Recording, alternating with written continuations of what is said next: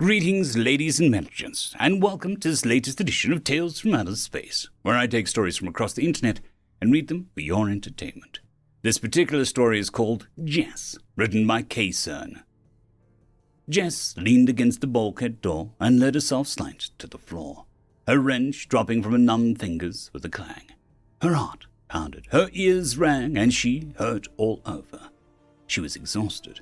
More, she felt wrung out now that the adrenaline was wearing off. She was also smeared all over in a bright green ooze, and her overalls were covered in burns. Plucking off one of those thick, insulated gloves, she stuck a finger in one of the burn holes and felt the raw, blistering skin beneath. "Fecking hell, that stings," she swore. It looked like her overalls, designed to protect her from minor shocks and cuts, had managed to absorb a lot of the incoming blast of fire, leaving her with only minor burns and bruises. Thankfully, the aliens had had their weapons set to stun, or she knew that she'd be dead right now. The aliens, she thought, hit her with a jolt. "Oh God, this is blood, isn't it? Alien blood." What the feck was I thinking, she asked herself, shaking her head as the memories came rushing back. "I'm no super soldier commando. I'm a fecking mechanic. Oh man, I should be so dead by now." She sighed and reached out for the overall pocket where she kept her stim chew, pulled out the mangled packet, popped it one lozenge in her mouth, and began chewing it between her back teeth. Almost immediately, she felt energy returning to her limbs, and her mind felt clearer. Though not technically legal back home, they'd packed her a whole case of the stuff when she'd been assigned the mission. "Come on, Jess, get your crap together, girl," she said, trying to psych herself up. Groaning, she pushed herself back to her feet, redonned her glove, picked up her wrench, and took stock of her situation. "All right, you're alone on an alien ship full of hostiles," she said aloud to herself. "Think, remember your training." Jessica Lovett, born 2158, had been raised a proud citizen of the Oceanic Republic, and like all proud citizens of the Oceanic Republic, she had joined the Defense Force on her 18th birthday. To Jess's parents' relief, her test scores were high enough that the Force decided that she would make a better engineer than a grunt, and she'd spent the next 4 grueling years, after boot camp of course, studying at the military academy on Luna, after which she'd sign on for a 10-year contract to stick around, working on the Force's shipyards and being shipped from one end of the system to the other, eventually making lieutenant. She worked hard, often harder than the others on her crew, but she had never minded. She enjoyed her work, took pride in it. She felt a strong sense of satisfaction in fixing things, and she had been good at it. She'd even go so far as to say that she was damned good at it. Maybe one of the best, even. So wasn't that surprising that when the spooks went looking for an engineer to join an alien crew, they found Jess. "I'm no spy," she had protested at the time. "We don't need a spy," the spooks had assured her. "Think of it like an exchange program. You learn about their tech, teach them how we do things, make some friends. You'd almost be like a diplomat." "And spy for you," she said. "We're just asking you to do your job, that's all," they had responded smoothly. "The implants will record everything you see and hear." She had wanted to protest further, but the truth was, she had longed to see the insides of the new alien ships that had begun visiting the system with their strange designs and faster-than-light engines. Relenting, she'd quickly found herself implanted with the latest ocular and cochlear implants and boarding the Wistful Wanderer, a Terran merchant ship under the command of Ship Captain Olak Gulk, when she immediately dubbed Chief rather than try to pronounce that mouthful. She had no idea how the arrangement had come about and had never bothered to ask, instead instantly falling in love with the Wistful and her crew, even the cranky, easily flustered Olak. Snapping herself out of her memories, Jess forced herself to focus. Doors and corners, her boot camp instructor had drilled into her. Human beings have a natural tendency to see an empty space and immediately think it's safe. Doors and corners are always dangerous. See the entire room. The room was about 10 meters to either side, and lit by the soft purple light that seemed to seep out of the ceiling and walls as if it was too bright to be contained. There was one closed bulkhead door behind her, heavy steel, and another set into the wall opposite. She tried to ignore the beaten, broken alien bodies scattered about the room and obscene amounts of bright green blood. The door, to her back, she knew, opened on empty space and had been where the wistful had been shackled until she'd blown the tether. She figured that meant that she was in some kind of airlock then, with the far door leading further into the alien ship. Not feeling eager to wait around for the aliens to decide to space her, she crossed the room to the other door. Heavy, shiny steel, just like the first. Pink squiggles or symbols glowed above it. She paused at it. Nothing happened. She waved her hands above her head. Nothing happened. She hummed. She went through her pockets, stem shoes, a hairband, multi-tool, and her slate. Almost full battery, too. She also had a wrench. She unlocked her slate and looked at the symbols again. Airlock 4 appeared in yellow subtitles across her vision. Helpful, she thought. Just to the left of the door was another of the weird pink symbols. Open close, read the subtitle. She waved a hand over it. Nothing. She poked it. The door slid open. Okay. Was not expecting it to be that easy, she said aloud, finding the sound of her own voice strangely comforting in the otherwise silent ship. Beyond the door ran a long corridor lit with the same purple light, with more doors spaced out periodically to either side. Smears of green blood along the walls and the floor indicated that the aliens had fled her rampage. She tried real hard not to think about how quiet it was, how much she was already missing the voices of her friends back on the wistful. She wondered briefly if the chief had listened to her and gotten the crew to safety. She hoped so. She felt bad for lying to him, but once she'd blown the tether, she'd realized there was no way back for her. Really didn't think that through. Really didn't think that through properly, did ya? She thought to herself. Not sure what else to do, Jess put her slate away and started down the corridor, checking doors as she went.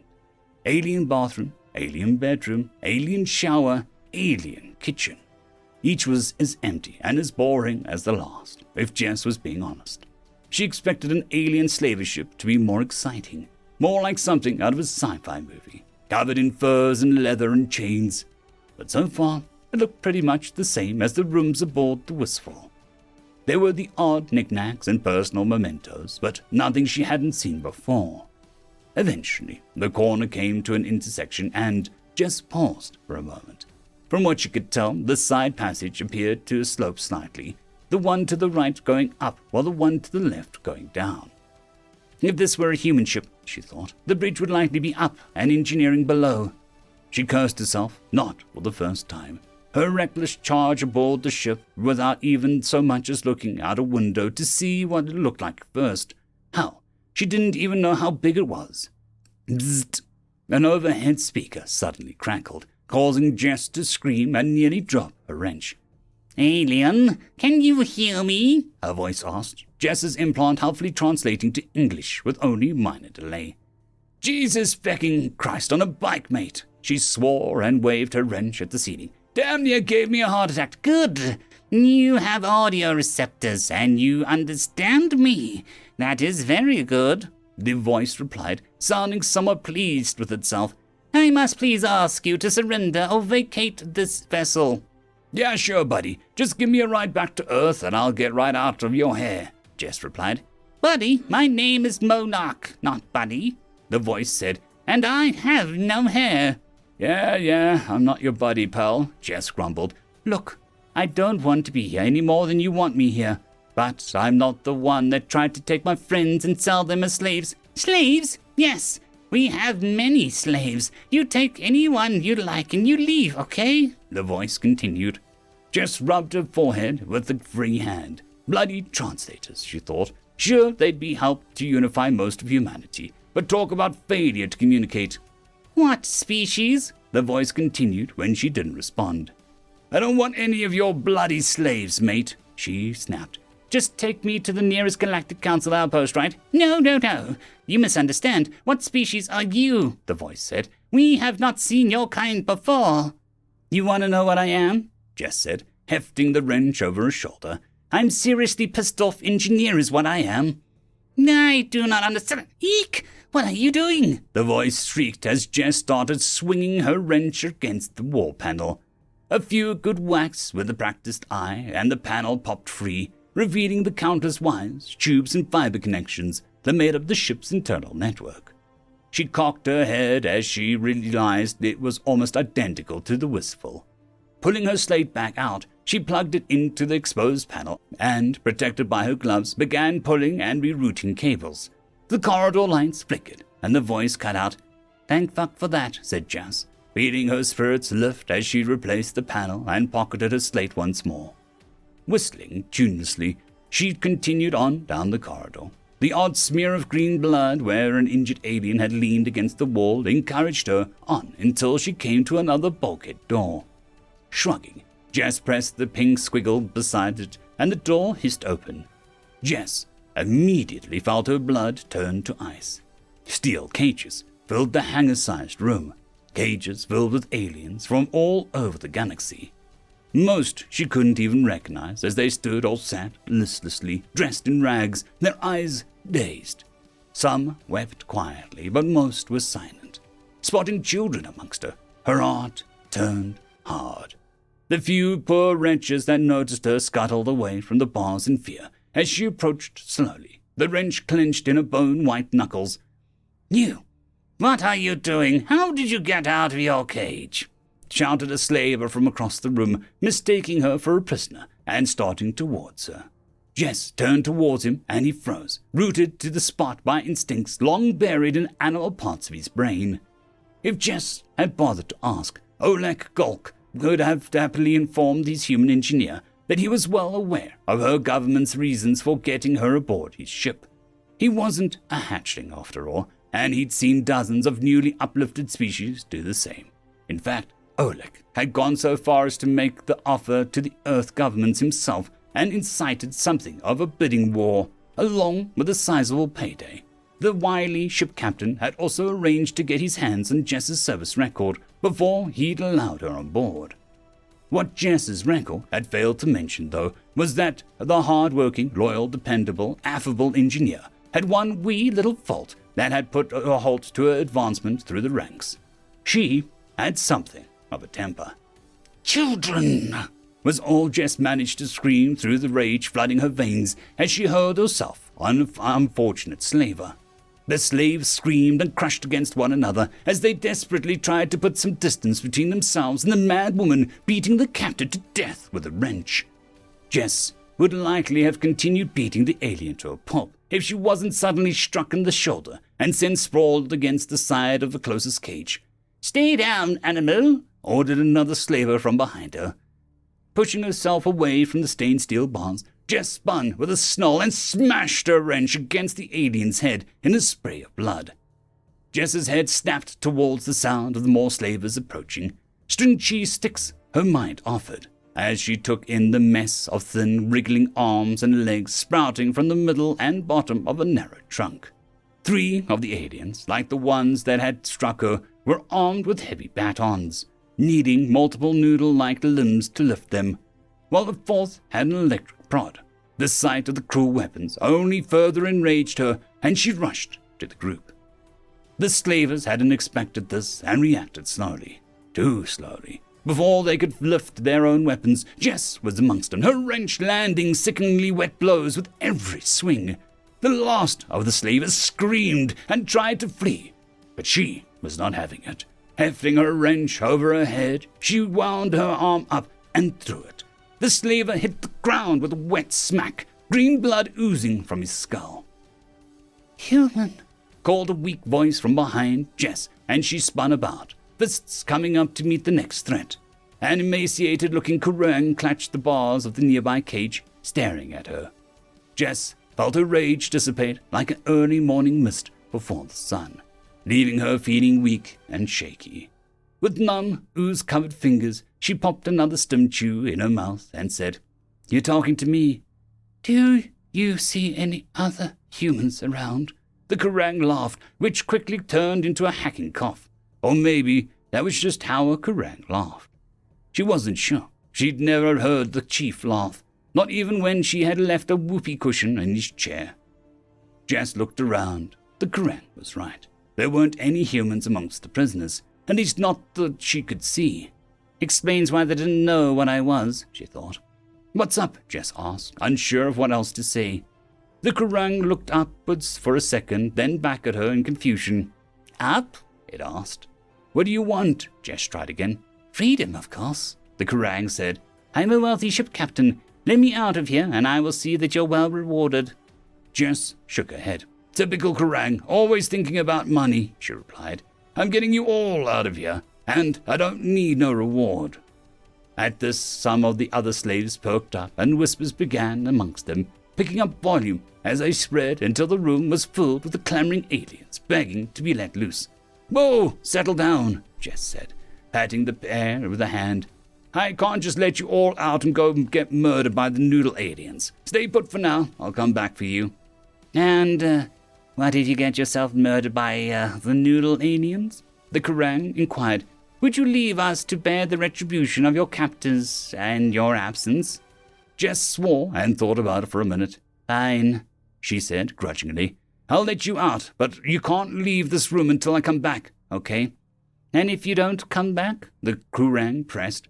Then you're on your own, mate, she shrugged. I'll be dead. It only took a few minutes to find the cage controls and only a few more minutes to drag one of the alien corpses over to them when Jess found that they used biolocks. She retrieved her wrench and was heading for the door when she paused and turned back to the Terran. Any idea where the bridge on this bucket might be? She asked. The Terran didn't look up from the slaver corpse he was looting as he replied. Go back the way you came and find the way below. Noodles like to keep the deep inside their ships, makes them feel safe. Thanks, said Jess automatically. Then, wait, what did you call them? Noodlings, repeated the Terran. Huh, said Jess. I guess that doesn't translate. Satisfied that she'd left the captives with their best chance of survival, should she not return, Jess hefted her wrench back to the intersection and down the downward slanting passage, which she quickly found curved as well as slanted, so that she ended up exactly one floor down. An elevator would have been better use of space, she thought, as she found herself in yet another straight purple-lit corridor dotted with doors. Human, crackled the voice over the overhead speaker. Jess sighed. Great, you again, she said. I am afraid not, the voice responded with a throaty chuckle. Monarch's incompetence cost him his life. I am Kraid, captain of the ship. Oh, awesome, Jess said. That's seriously great. Listen, can you drop me off and my new friends off on Earth, please? Oh, and if you can tell your goons to stop attacking me, that would be great too. There was only silence for a moment, and then a booming, laughing crackling from every speaker. Jess grimaced at the sound. Seriously shoddy wiring to get that much crackle, she thought. You truly are amusing, human, Kraid replied after laughing died away. No, I will not be returning you to your homeworld. You will fetch me quite the price once we reach our destination.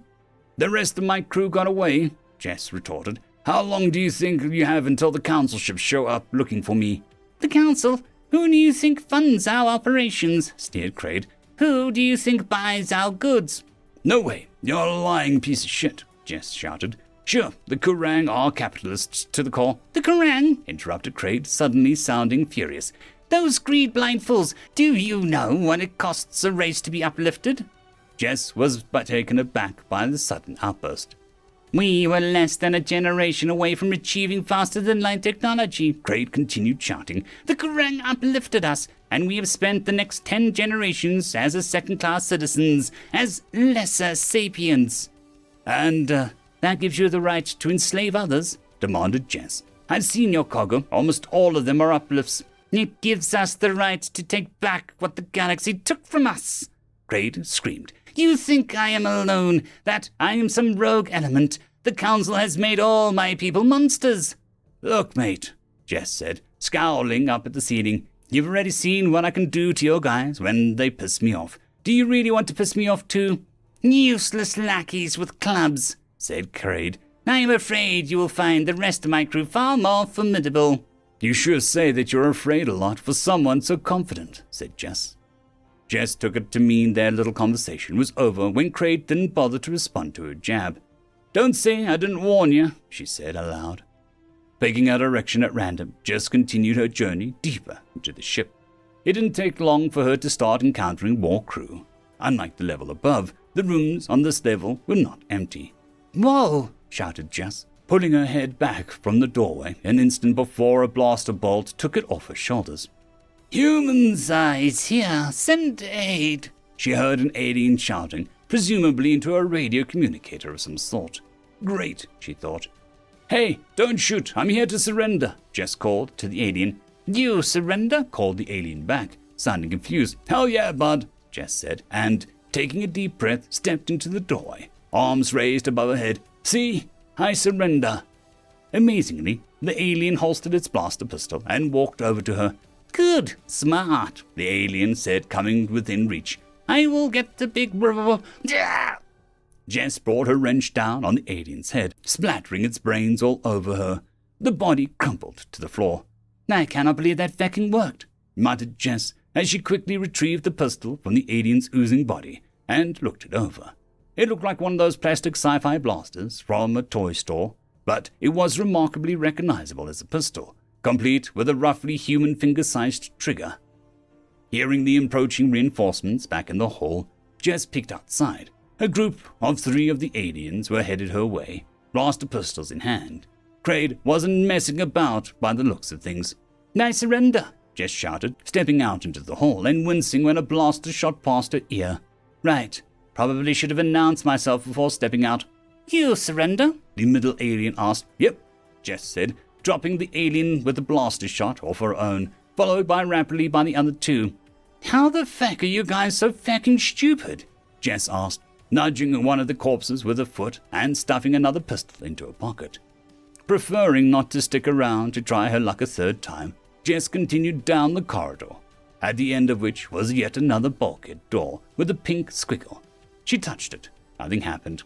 "Foolish human," Kraid's voice crackled to life above her. "Did you really think that we would not lock you out of our system? That you could just walk into my command center?" Jess shut the panel. The door opened, revealing a room filled with control stations, generators, valves, and pumps. The life support system. "What trickery is this?" shouted Kraid, then apparently leaving the microphone on. "She has tampered with our sensors. I want her found. Get out there and stop her." Jess grinned and entered the room. She'd done more than just tamper with the sensors. She'd convinced them that she was making a beeline right to the bridge, while her true destination lay undefended for her. She even had gone so far as to ask the Kasern captain aloud where the bridge was, certain someone had been listening. Placing her wrench in one of the control stations, Jess fished out her slate and connected it to the open port. It took a few minutes for her slate to crack the protections, but like she had found the wistful, alien encryption just didn't compare to the insane paranoia of human security. "Hey, Crag," Jess called aloud, knowing the alien was still listening, feeling a bit short out of breath. "You dare to sabotage life support systems?" Kraid shouted back. "You are insane. Without life support, we'll both die." Yeah, Jess said. "We humans can survive much thinner atmo than this, but from these species it doesn't look like your noodles can." Jess jumped at the dump back in the corridor. A slaver lay unconscious on the floor just outside. "Feck, that one almost got me," Jess exclaimed, the terror of how close she'd come to being shot in the back making her feel giddy. Now to turn this car around. Jess double-checked the life support was still being pumped to the captives in the cage room, then downloading a map onto a slate and grabbing her wrench, left the life support station behind and headed for the bridge. 2 more floors down, passing unconscious slavers as she went. She wasn't sure how long the aliens would last at full life support, and she was still shocked to find that she didn't care. "The elder races will use you humans the same way as they used us," Craig ranted as she made her way through the ship, heedless of whether she was listening or not. "Mark my words, human, you people will end up slaves, one way or another." Reaching the bridge, she tapped the pink squiggle and the door slid open. Aliens lay slumped at their stations before a large view screen showing internal security cameras. So they'd been watching me, Jess thought. Creepy. At the center of the room is an oversized chair, and struggling to stay awake was Kraid. At least, Jess assumed that it was Kraid. "Hey, you Kraid?" she asked, wiggling her nozzle of her pistol at the alien. "I am," gasped the alien, trying to push himself up out of his chair. "Surrender!" Jess shot him twice in the chest. "That's what you get for being a slaving piece of shit," she said, holstering the pistol. Crossing the room, she shoved one of the aliens from its station and plugged in a slate. "All right, let's see how far from Earth we are," Jess said. Pain lanced her back, and she screamed, falling against the station. Behind her, Kraid's pistol slid from his dead hands. "Fecking son of a fecking bitch," swore Jess. She pressed the hand to her stomach, and it came away bloody. Red bloody. Trying her best to ignore the pain, Jess focused on the station and getting them back to Earth. "What the feck? Why isn't this responding?" she growled. She spotted the problem. The station had a blaster hole in it.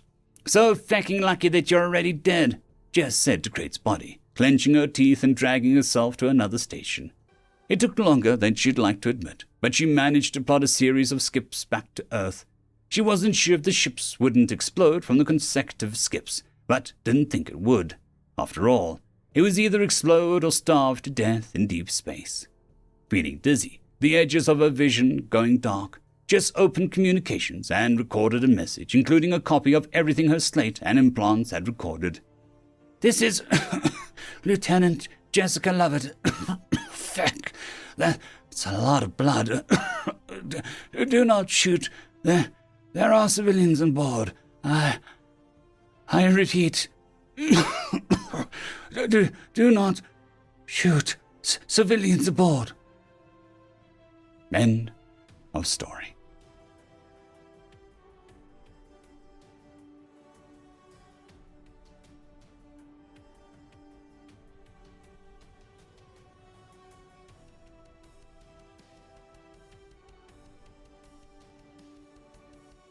There is a new legend on the horizon. Blueberry Cat has taken the T6 Patreon spot. Thank you very much, and I'm sure that I speak for everyone when I say that. I would just like to thank our T5 members, Lord Azrical, Ambrose Cattell, Quantum Wednesday, Dragzoon WRE, Blueberry Cat, Cam Maxwell, Casper Arnholtz, Bushmaster 177, and Leslie 517. Thank you very much.